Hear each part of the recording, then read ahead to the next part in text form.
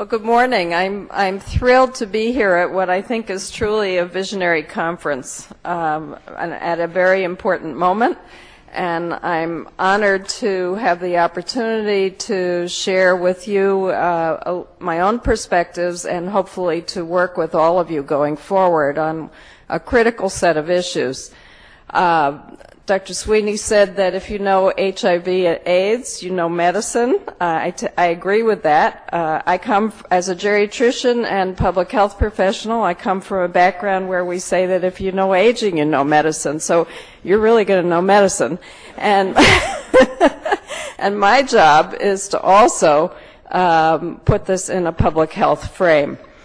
I'm also very honored to follow two of the distinguished alumni from the Mailman School, and thrilled to try and follow in your footsteps here.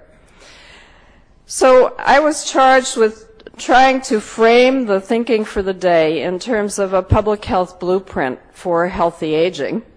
And obviously, the framing that you all have already developed has to do with this remarkable transformation we've gone through in the last 15 years of people living longer lives with HIV/AIDS, and how we add now successful aging to both clinical and public health planning.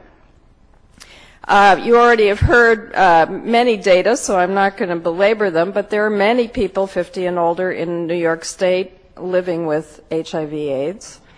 And that's in the context of a really remarkable demographic revolution that we are going through in this country and worldwide of becoming an aging society. I actually find these data breathtaking. By 2030, almost a quarter of the U.S. population will be 65 and older, and close to 30% will be 60 and older. If you think about the fact that nearly 100 years ago, 4% of the U.S. population was 65 and older, it is truly a demographic revolution. And the fact that we're about to have as many older adults as children is a profound shift in the balance in society. Happily, we have learned a lot in the last 20 to 40 years, and we are emerging into an aging society in this country with the best educated and even the healthiest cohort of older adults in our history. And this is critical because health, as Dr. Carrascal's data just suggested to you, health status in the last third of life is critically important both for the individuals who are living it, but also for their society as well as their families. So, what should our public health goals for an aging society be? Currently, life expectancy is approximately 79 years at birth. Truly dramatic change. And what kind of health will people be in as we are now living these longer years? Let's think what's become the norm.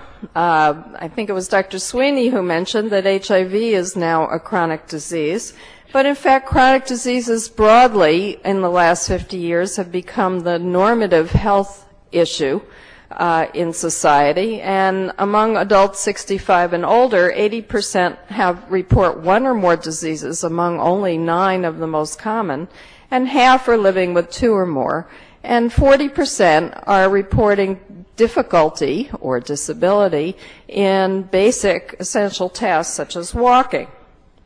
So these chronic problems are things that people are living longer lives with.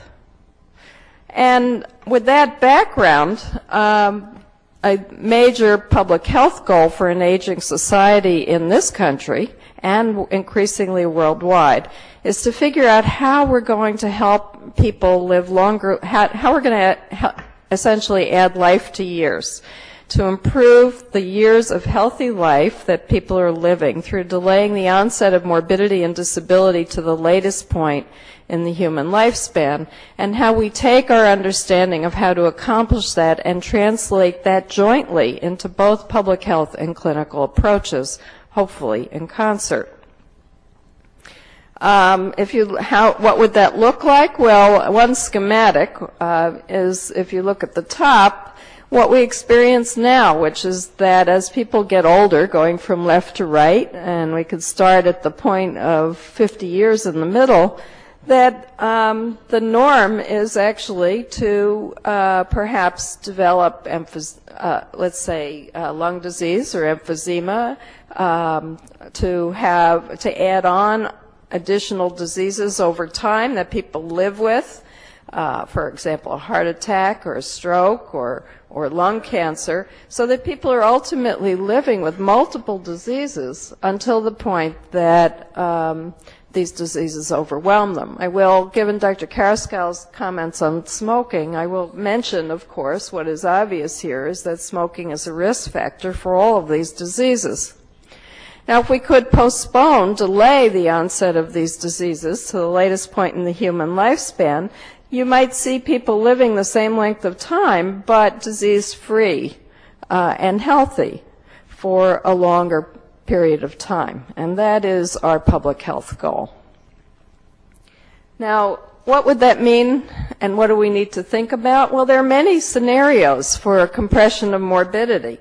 If you take this schematic about where we are now with life expectancy about 79 years, you might think about people's life course as including a large period, in yellow here, of disability-free life expectancy within those years, and some period of time, in red, that they live their remaining years disabled. So what will happen as people start living even longer lives? One possibility is, for example, life expectancy is anticipated to increase in coming years into the 80s, and perhaps they live more years without disability and the same number of years with disability. An alternative scenario could be that we actually figure out how to shorten the numbers of years that people are living with disability dramatically. And a third option of what we could be confronted with is that people will be living longer years, but with extended periods of disability and illness. It's obvious which scenario we want to shoot for. The challenge is how we're going to get there. And we have changing realities to take into account. One, of course, is that the world is aging, as well as our country. I already said that. Another is that from a clinical point of view, that with aging comes, in addition to the chronic diseases that people develop, live with, die from, that people are living with a large number of problems that you don't see in younger populations. The presence of multiple diseases at the same time in the same person, which is called multimorbidity. The presence of frailty, falls, disability. All of these are health outcomes of great import to the individual as well as society, and are aging associated, meaning that they are highly likely to develop in older people compared to younger people. And we know that now, as a result of a lot of research in the last 30 years or so, that there are specific diseases that cause disability. It doesn't crop up all by itself, and a number of the major diseases are major players. Heart disease, which occurs in about a third of older adults. Osteoarthritis, which occurs in over half of older adults. Diabetes in about 20%, and stroke in 7%. All of these are major contributors to the development of difficulty doing basic tasks of daily life and walking, critical to people's quality of life, independence, and ability to do the things that are of import to them. This also suggests another shift, which is that as you think about younger people, often the diseases themselves are the critical health outcome, but as people age, you add on other outcomes as well that you worry about.